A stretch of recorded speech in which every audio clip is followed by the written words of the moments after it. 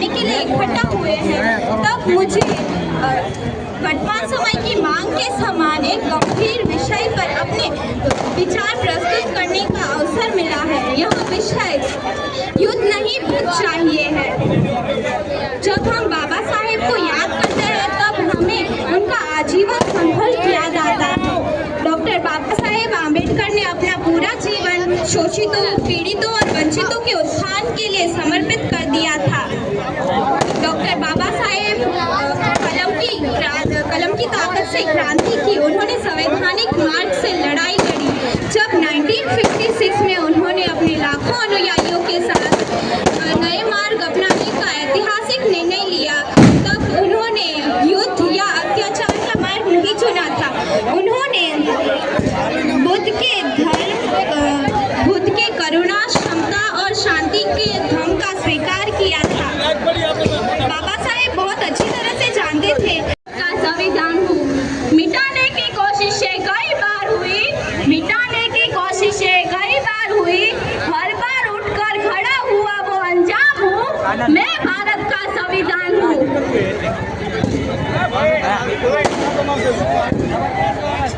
समानता, बंधुता, न्याय का पक्षकार हूँ, इसलिए सबका आधार हूँ, मैं भारत का संविधान हूँ। गुलामी से जकड़ी हुई महिला की मुक्ति का अवैधान हूँ, मैं भारत का संविधान हूँ।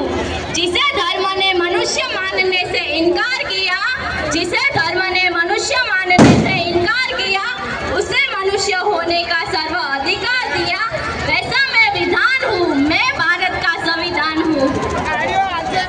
सभी धर्म, संस्कृति और सभ्यता का संरक्षण करने वाला मैं स्वाभिमान हूँ, मैं भारत का संविधान हूँ। सदियों से सोई हुई जनता की आवाज हूँ, इसलिए मैं क्रांति का आगाज हूँ, मैं भारत का संविधान।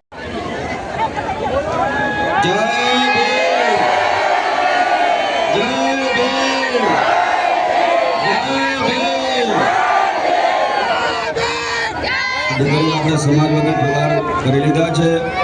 બધા દીકરોને નમ્ર વિનંતી કે ત્યાં નીચે આવી જાઓ અને સર્કલ પણ ખુલ્લું મૂકી દો। મિત્રો જેને ફુલાર કરવો હોય તે જઈ શકે છે। હવે આગળનો કાર્યક્રમ ચાલુ કરશું। બાબા સાહેબના વિચારવા માટે જે દીકરીઓ તૈયાર કરી છે, જે સ્પીચ પોતાની રજૂ કરશે, ચાવડા, હિનાબેન, મહેન્દ્રભાઈ જ્યાં હોય ત્યાંથી સ્ટેજ પર આવી જાય। સ્ટેજ પરથી બધા નમ્ર વિનંતી કે ડીજે બંધ કરી દો, ડીજે બંધ કરો આપનો ભાઈ।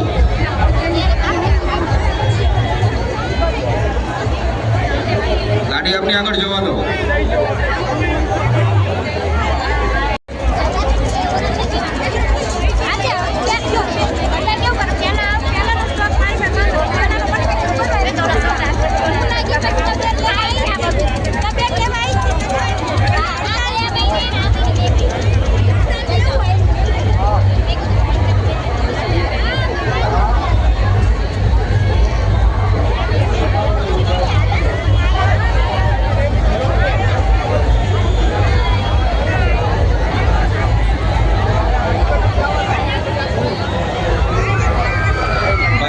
જેનું ડીજે આવે છે ભગવતી સાઉન્ડ વાળા દીપકભાઈ, આપનું ડીજે બંધ કરી આપો।